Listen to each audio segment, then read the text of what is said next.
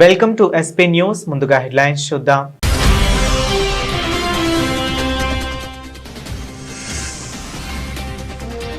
Ukraine అధ్యక్షుడు జెలెన్స్కీతో Donald Trump భేటీ.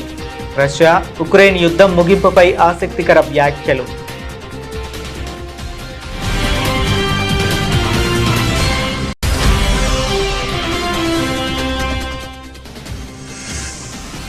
సముద్ర ప్రయాణాన్ని విజయవంతంగా ముగించిన ఐఏఎస్వి త్రివేణి మహిళా బృందం అభినందించిన రక్షణ మంత్రి రాజ్నాథ్ సింగ్.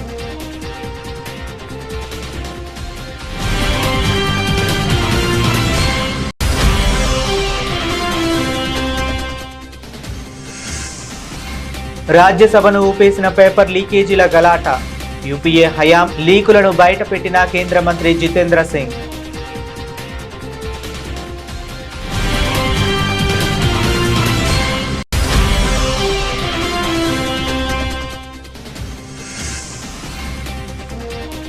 ఆత్మనిర్భరతకు ప్రత్యేక సాంకేతికత అత్యవసరం. రక్షణ ప్రాజెక్టుల్లో స్పష్టమైన నిబంధనలు ఉండాలన్న వైమానిక దళాధిపతి.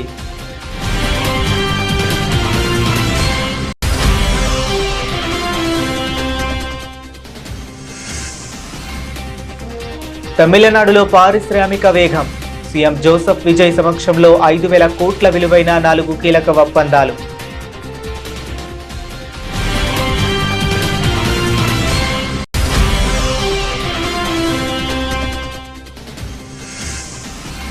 నేటి యువతరానికి పోరాడే ధైర్యం, సామర్థ్యం ఉన్నాయి. శివాజీ మహారాజ్ను స్ఫూర్తిగా తీసుకోవాలన్న యుబిటి శివసేన ఎంపీ రావుత్.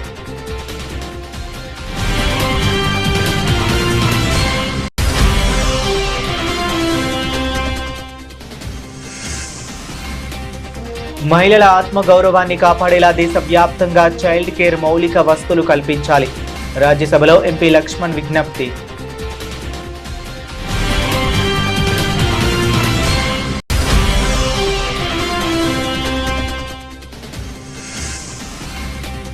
నీటిపారుదల శాఖ మంత్రి నిమ్మల రామానాయుడుతో డిప్యూటీ సీఎం భేటీ.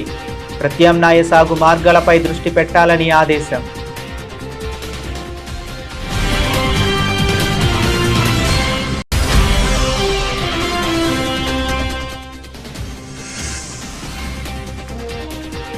ఇంజనీరింగ్ ఉన్న కనీస నైపుణ్యాలు లేవు. సీఎం రేవంత్ రెడ్డి సంచలన వ్యాఖ్యలు.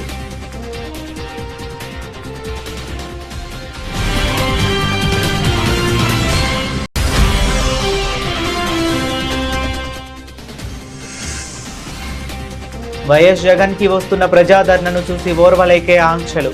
చంద్రబాబు సర్కారుపై తీవ్రంగా విరుచుకుపడ్డ చెల్లుబోయిన మాజీ మంత్రి వేణుగోపాలకృష్ణ.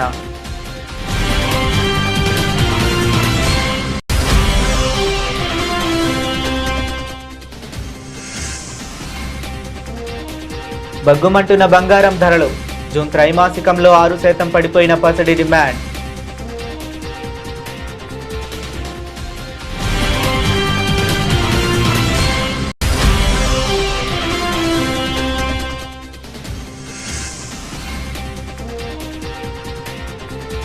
ఒడిదుడుకుల్లో సూచీలు, లాభాల నష్టాల్లో దోబూచులాట.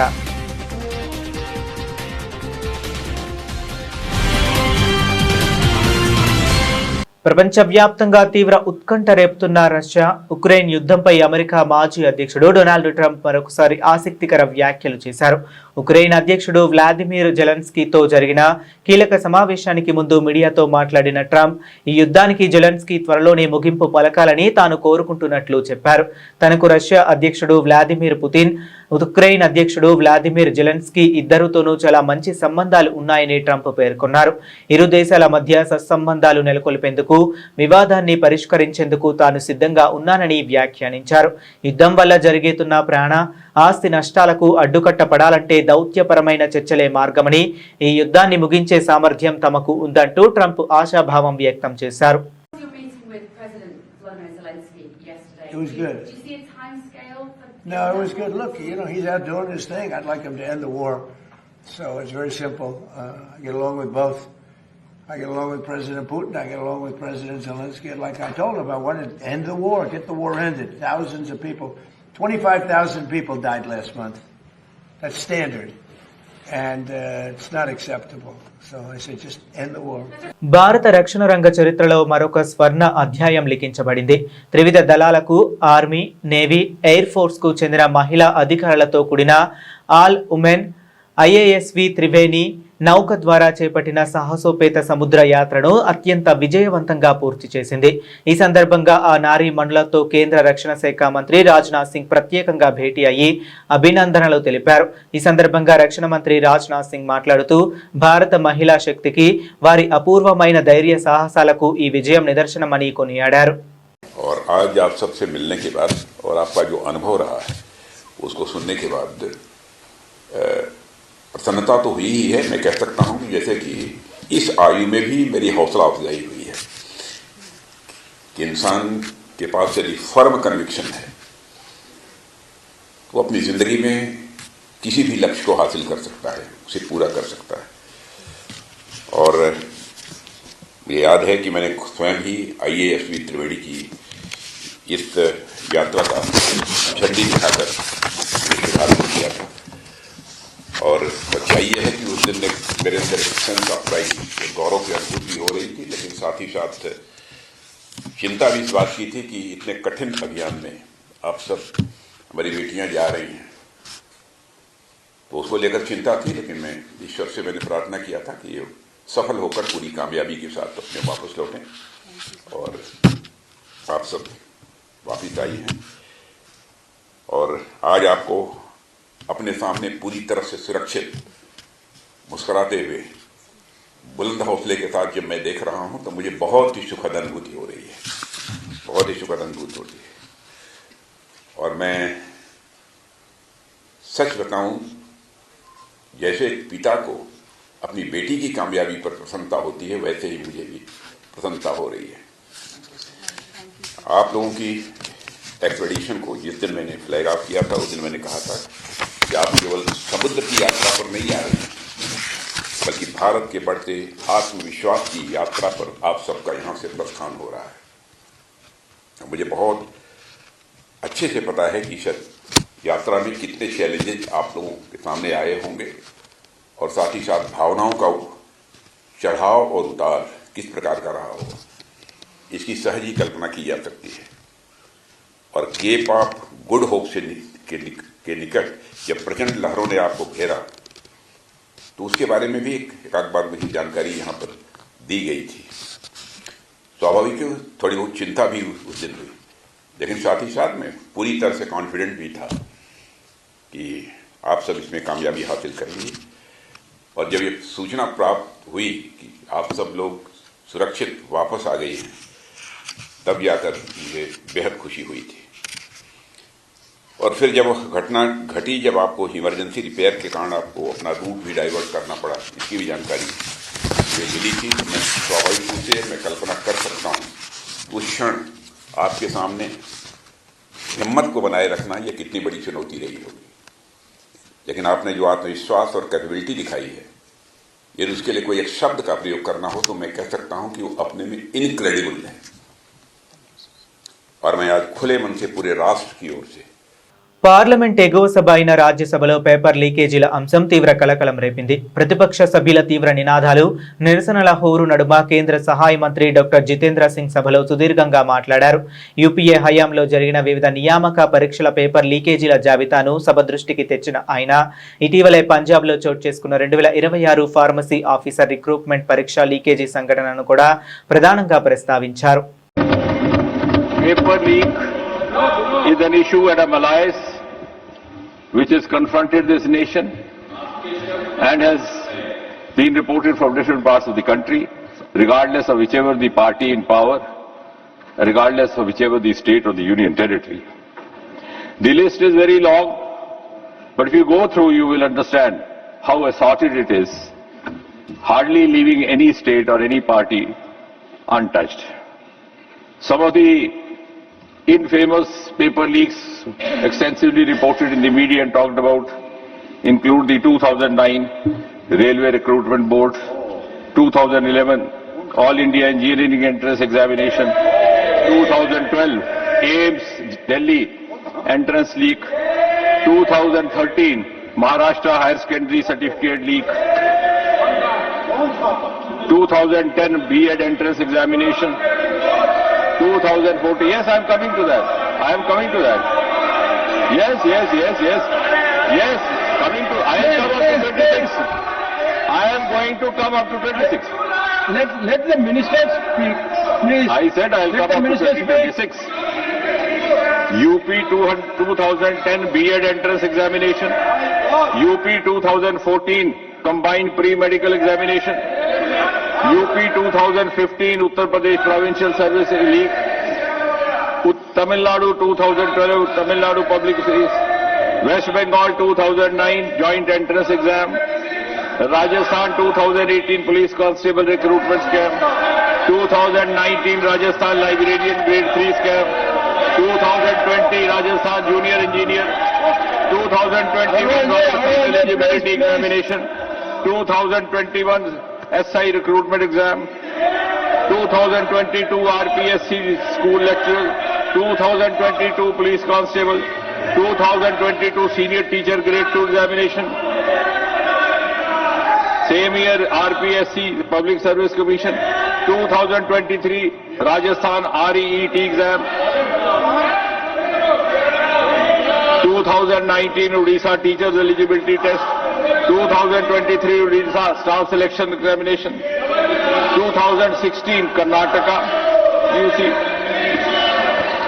and very recently Jharkhand Public Service Commission, irregularities in combined. రక్షణ రంగంలో స్వయం సమృద్ధి ఆత్మనిర్భరత సాధించడంలో చిన్న స్టార్టప్ల పాత్ర ఎంతో కీలకమని భారత వైమానిక దళాధిపతి air chief marshal AP Singh స్పష్టం చేశారు. డిఫెన్స్ సెక్టార్లో కొత్త ఆవిష్కరణలు చేసేందుకు స్టార్టప్లకు భారీగా నిధుల మద్దతు అవసరమని పేర్కొన్న ఆయన రక్షణ రంగంలోని పెద్ద కంపెనీల పరిశ్రమలు ముందుకు వచ్చి దస్వంద్ సూత్రాన్ని పాటించాలని పిలుపునిచ్చారు.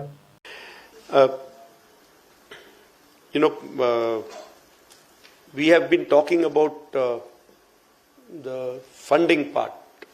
I'm aware that all projects are fund intensive and most of them are D&D and we don't know whether we'll get something back or not. So, but one thing is for sure that in this field we have use in civil as well as in defense. So numbers will not be a problem. But yes, what are you designing, whether you're designing the correct way to make sure that the requirements are met, that means whether the requirements are defined correctly or not. More than that, a startup, we just talked about it, whether startup can afford to put that much money without a knowledge of how much will be sold. Maybe a bigger players can come into this. I had talked about it in one conference earlier where I said, let's follow that concept of Daswant, that 10% of your earnings are going for some good cause. Let that 10% of big players at least, people who are earning, the companies which are good, they are stable, let that 10% go into the R&D without thinking about whether it will have a return or not. Let that be an investment from your side towards nation building. And adopt some startups so that you support them. Be incubators there, be there, you become the people who are putting your money. So that is the only way we can get niche technology. Every technology, if we think of that, whether it will get sold in enough numbers that I will get my money back, then we will not land up తమిళనాడులో పారిశ్రామిక రంగాన్ని పరుగులు పెట్టించే దిశగా కొత్త ప్రభుత్వం వేగంగా అడుగులు వేస్తుంది. రాజధాని చెన్నైలో ముఖ్యమంత్రి సి జోసెఫ్ విజయ్ సమక్షంలో దాదాపు 5,000 కోట్ల రూపాయల విలువైన 4 ప్రతిష్టాత్మక పారిశ్రామిక అవగాహన ఒప్పందాలపై సంతకాలు జరిగాయి. రాష్ట్రానికి భారీగా పెట్టుబడులను ఆకర్షించడంతో పాటు యువతకు పెద్దపీట వేస్తూ ఉద్యోగ అవకాశాలు కల్పించడమే లక్ష్యంగా ఈ ఒప్పందాలు కుదుర్చుకున్నారు. చెన్నైలో జరిగిన ఈ ప్రత్యేక కార్యక్రమంలో ప్రముఖ పారిశ్రామిక ప్రతినిధులు, రాష్ట్ర రాష్ట్ర మంత్రులు పాల్గొన్నారు. ఈ కంపెనీల ఒప్పందాల ద్వారా ఆయా కంపెనీలు రాష్ట్రంలో వివిధ రంగాలలో సుమారు 5,000 కోట్లను ఇన్వెస్ట్ చేయనున్నాయి. దీనివల్ల ప్రత్యక్షంగా పరోక్షంగా వేలాది మందికి కొత్తగా ఉపాధి అవకాశాలు లభించనున్నాయి. తమిళనాడును పరిశ్రమల తయారీ కేంద్రంగా, పెట్టుబడులకు అనుకూలమైన రాష్ట్రంగా తీర్చిదిద్దేందుకు తమ ప్రభుత్వం పూర్తి సహకారాన్ని అందిస్తుందని ఈ సందర్భంగా సీఎం జోసెఫ్ విజయ్ స్పష్టం చేశారు. ఛత్రపతి శివాజీ మహారాజ్ శౌర్య పరాక్రమాలను ప్రస్తుత యువతరంలో పోలుస్తూ శివసేన ఎంపీ సంజయ్ రౌత్ ఆసక్తికర వ్యాఖ్యలు చేశారు. శివాజీ మహారాజ్ తన కాలంలో జంజీ వంటి వారిని అత్యంత చిన్న వయసులోనే ఆయన మొఘల్ చక్రవర్తి ఔరంగజేబుపై సంచలన విజయాలు సాధించారని పేర్కొన్నారు. నేటి యువతరం జంజడ్లో కూడా ఎలాంటి సవాళ్లనైనా ఎదుర్కొనే పోరాడే ధైర్యం, సామర్థ్యం పుష్కలంగా ఉన్నాయని ఆయన కొనియాడారు. तो क्या होगा? देखिए, छत्रपति शिवाजी महाराज भी इसी बच्चे के उम्र के थे तब उसने बहुत से किले जीत लिए थे औरंगजेब के खिलाफ. तो उस वक्त वो जैन झी थे ना, तो जैन झी में वो ताकत है, वो जज्बा है, वो ईर्ष्या है लड़ने की, वो हमने देखा है. इसलिए तो धर्मेंद्र प्रधान का इस्तीफा हो गया ना.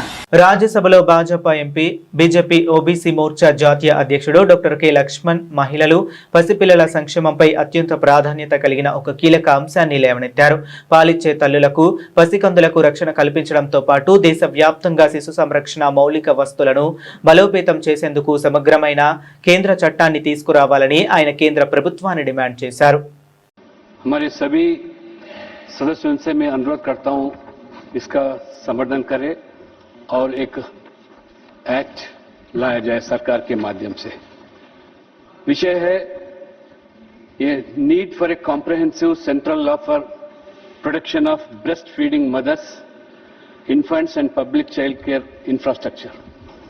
Sir, I rise to draw the attention of this House to the urgent need for a comprehensive central law to protect the rights of breastfeeding mothers and infants by creating child-friendly public infrastructure across the country.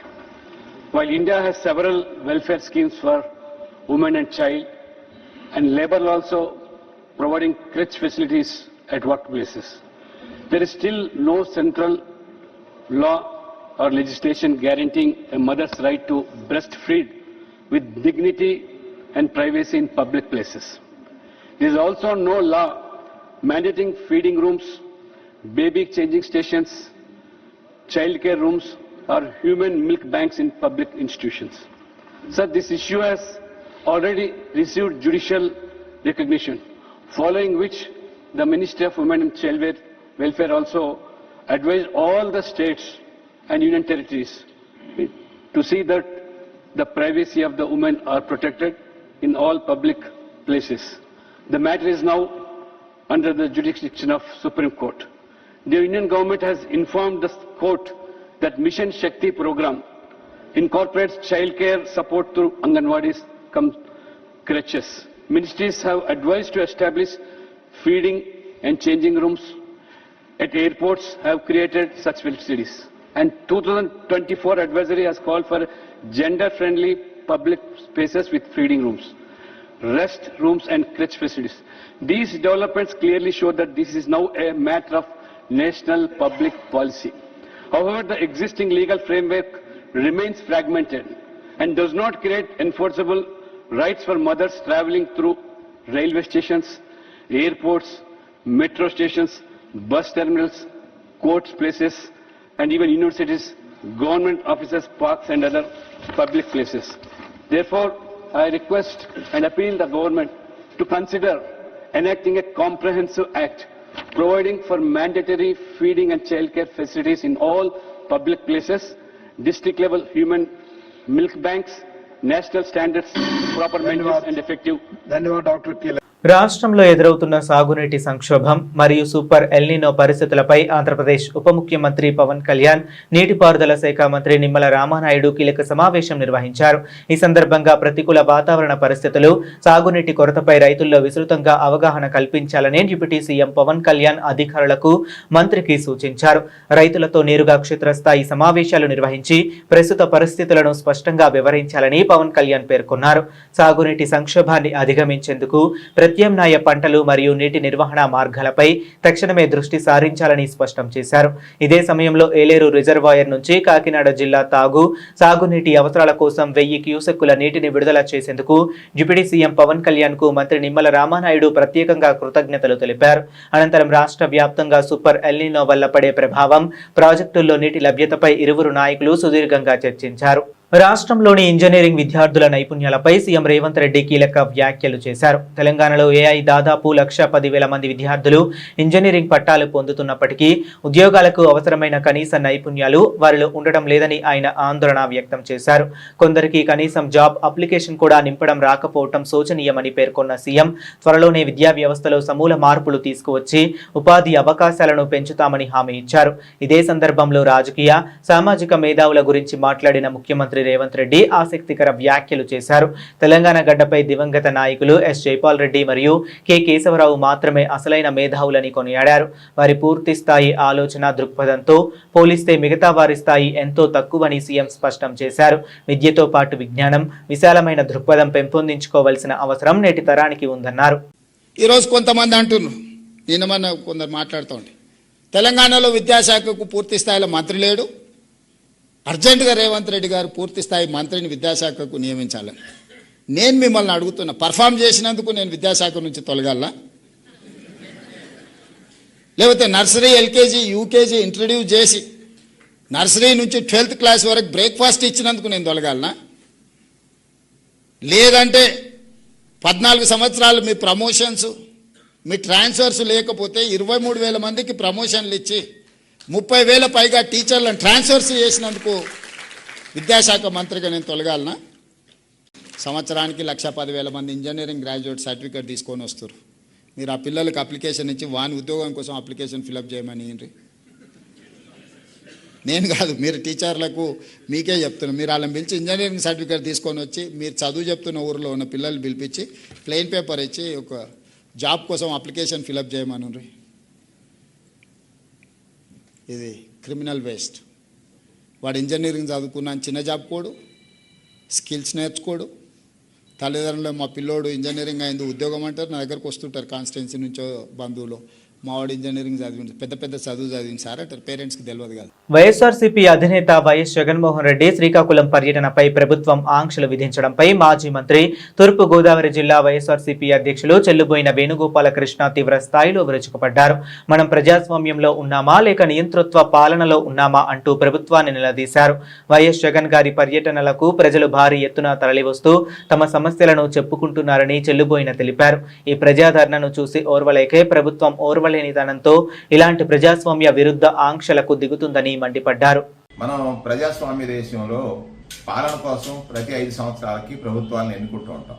ఎన్నుకున్నటువంటి ప్రభుత్వాలు పాలకులు ప్రజాస్వామ్యబద్ధంగా పరిపాలన సాగించటం లేదు అంటానికి ఈ ప్రభుత్వం ప్రత్యేకంగా ప్రజాస్వామ్యాన్ని రాచరిక వ్యవస్థగా మార్చేసి ప్రజల్ని ప్రతిపక్ష నాయకుడు కలవకూడదు, ప్రతిపక్ష నాయకుడు ప్రజలు కలవకూడదు. ఇది ఈ రాష్ట్రంలో జరుగుతున్నటువంటి తంతు. ఈరోజు శ్రీకాకుళం జిల్లా వైఎస్ జగన్మోహన్ రెడ్డి గారి పర్యటనకి ప్రభుత్వం విధించిన ఆంక్షల తీరు చూసినట్లయితే మనం ప్రజాస్వామ్యంలో ఉన్నామా, రాచరికంలో ఉన్నామా, నియంతృత్వంలో ఉన్నామా, ప్రజలే నిర్ణయించాల్సినటువంటి అవసరం ఉంది. కారణం సిది అప్పలరాజు గారు మాజీ మంత్రి, ఆయన పైన ప్రభుత్వం కక్ష సాధింపు చర్యలో భాగంగా ఒక కేసు పెట్టి ఆయన జైలు పాలు చేస్తే ఇది ప్రజాస్వామ్యబద్ధం కాదు. మీరేదైతే ఆయన పైన పెట్టినటువంటి కేసు ఉందో అది చట్టవిరుద్ధం, ప్రజాస్వామ్య విరుద్ధం. కారణం తన తనయుడు యాక్సిడెంట్ చేశాడు. ఆ యాక్సిడెంట్లో మీరు అతని పైన ఏదైతే రేషన్ నెగ్లిజెన్సీ యాక్ట్కి సంబంధించినటువంటి సెక్షన్స్ కాకుండా మర్డర్ సెక్షన్స్ పెట్టడం అనేది ప్రజాస్వామ్యంలో సరైన పద్ధతి కాదు. చంద్రబాబు నాయుడు గారు ఇది ఖచ్చితంగా ఆయన కక్షపూర్తిగా చేసిన చర్య అని ప్రజలకు తెలిసింది.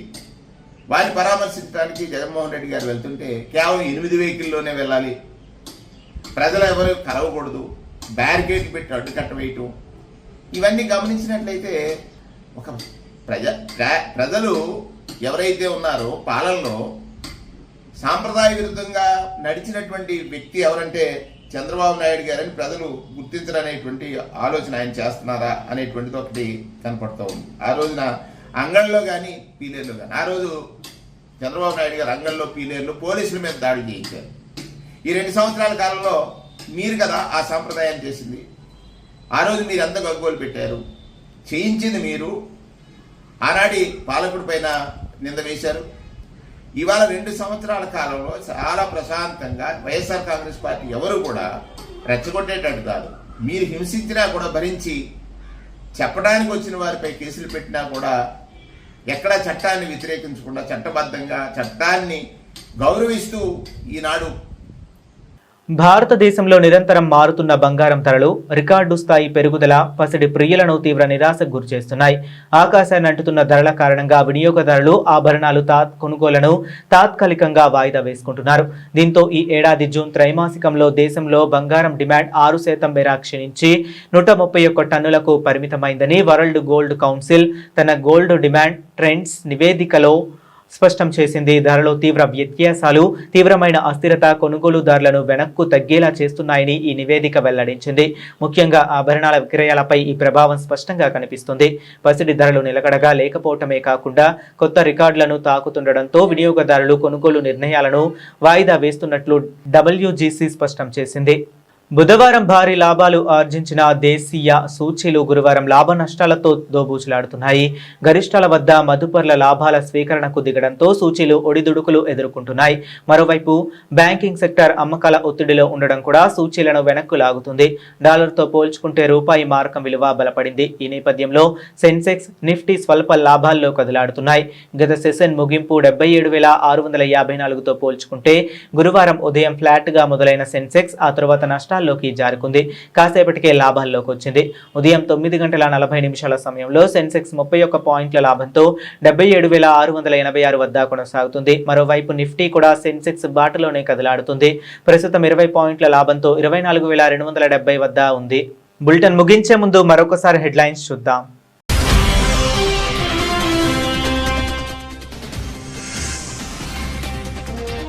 ఉక్రెయిన్ అధ్యక్షుడు జెలెన్స్కీతో డొనాల్డ్ ట్రంప్ భేటీ. రష్యా ఉక్రెయిన్ యుద్ధం ముగింపుపై ఆసక్తికర వ్యాఖ్యలు.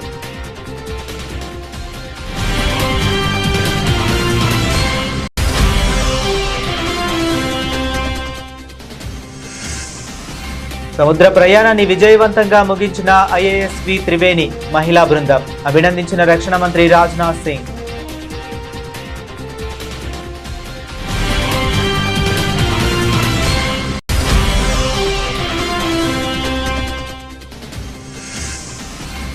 రాజ్యసభను ఊపేసిన పేపర్ లీకేజీల గలాట.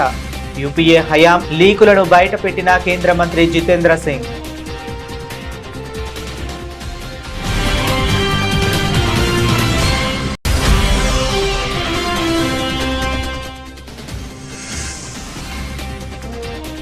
ఆత్మనిర్భరతకు ప్రత్యేక సాంకేతికత అత్యవసరం. రక్షణ ప్రాజెక్టుల్లో స్పష్టమైన నిబంధనలు ఉండాలన్న వైమానిక దళాధిపతి.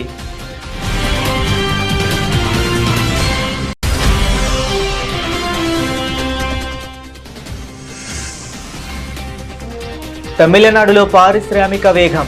సీఎం జోసెఫ్ విజయ్ సమక్షంలో 5,000 కోట్ల విలువైన 4 కీలక ఒప్పందాలు.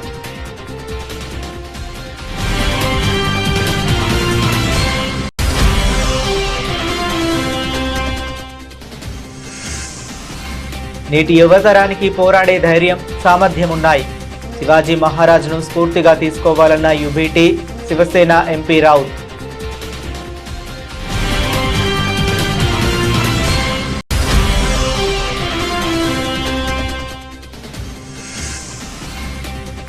మహిళల ఆత్మగౌరవాన్ని కాపాడేలా దేశవ్యాప్తంగా చైల్డ్ కేర్ మౌలిక వసతులు కల్పించాలి. రాజ్యసభలో ఎంపీ లక్ష్మణ్ విజ్ఞప్తి.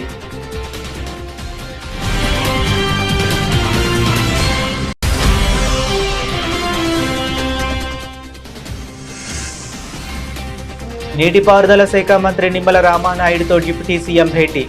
ప్రత్యామ్నాయ సాగు మార్గాలపై దృష్టి పెట్టాలని ఆదేశం.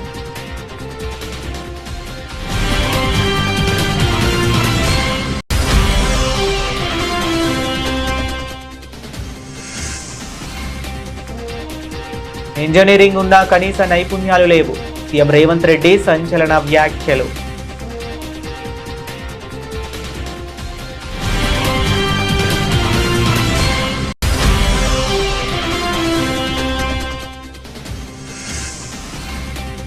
వైఎస్ జగన్ కి వస్తున్న ప్రజాదరణను చూసి ఓర్వలేకే ఆంక్షలు. చంద్రబాబు సర్కారుపై తీవ్రంగా విరుచుకుపడ్డ చెల్లుబోయిన మాజీ మంత్రి వేణుగోపాలకృష్ణ.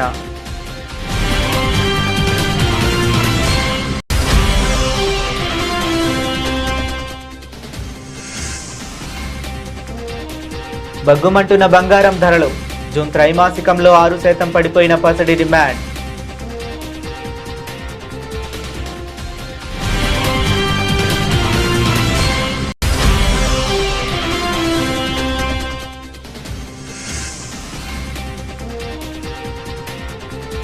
ఒడిదుడుకుల్లో సూచీలు, లాభాల నష్టాల్లో దోబూచులాట.